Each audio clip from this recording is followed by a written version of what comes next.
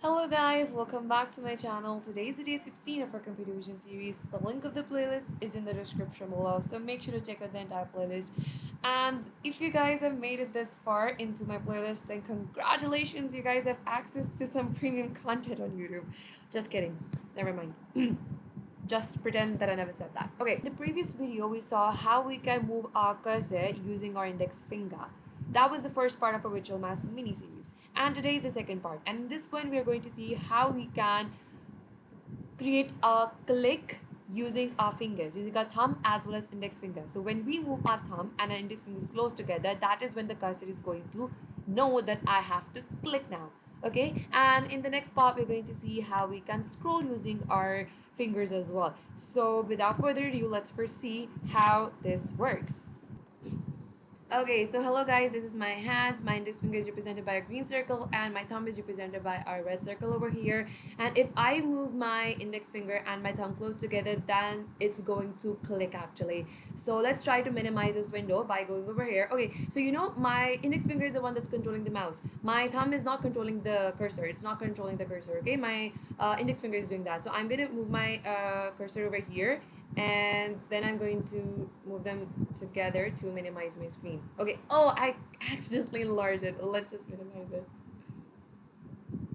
Okay. So yeah, I have successfully minimized my screen. And it also works good on YouTube videos. I was actually watching this video, and now you can't see that, but I'm actually using my index finger to move this around, and now I'm going to move my index finger and my thumb together, and you will see that it will play the video for me, and then it will also pause the video for me when I click again.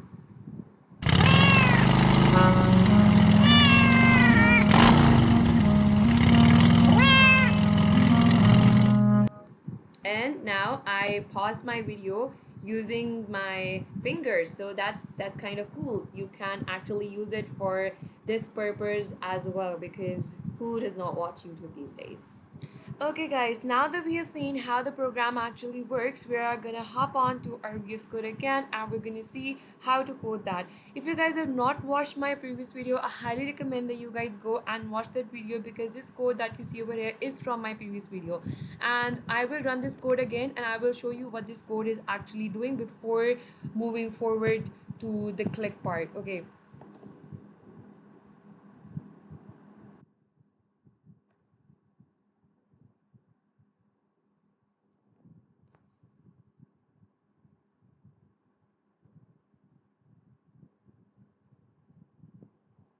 So as you can see, this code is just controlling my cursor using my index finger. Okay, and I have drawn a green circle on top of my index finger as well, and if you guys are colorblind, then I'm sorry, I can't do anything about it.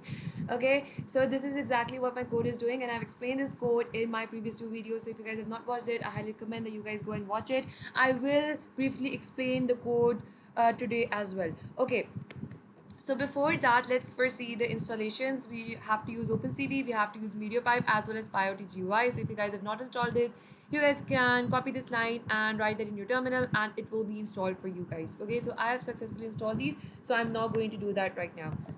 So in the previous code, the code that I've already written over here, this is capturing the webcam for me.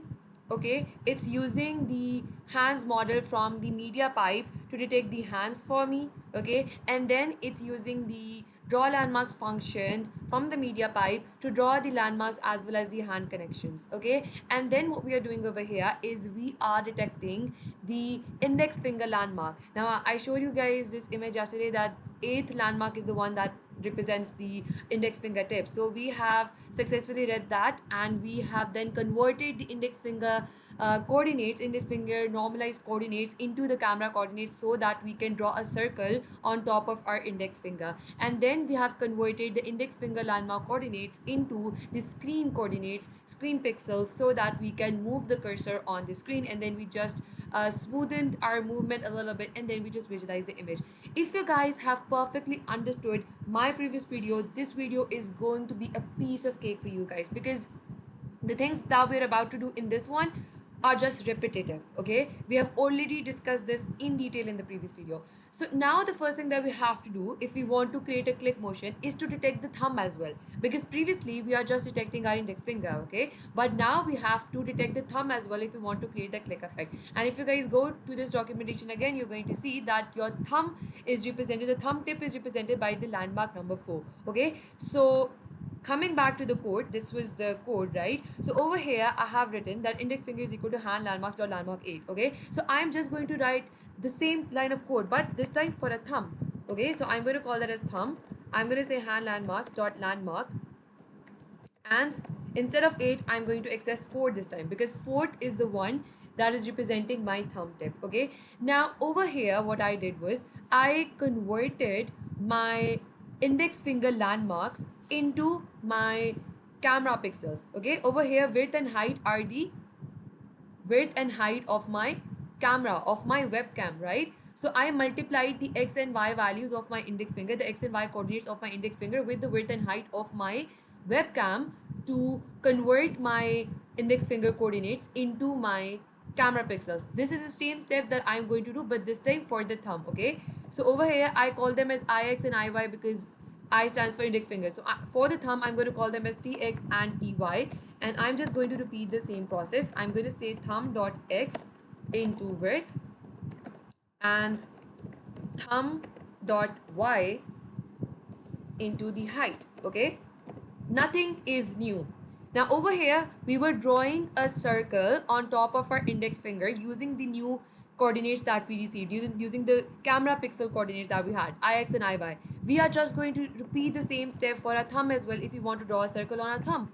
So I'm going to tell where to draw. I want to draw the circle on the frame, obviously, and then I have to tell the new coordinates. So this time tx and ty, which are the coordinates of my thumb. Then I have to tell the radius of my circle. So I'm going to keep that as 10 as well. But this time instead of the green circle, I'm going to draw a red circle. So it's BGR. So BG and then R will be 255.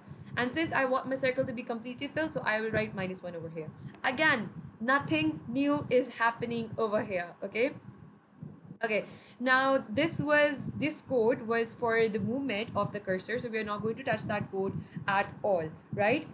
Now the next thing that we have to do is very simple. Okay, we have to now calculate the distance between our index finger and our thumb.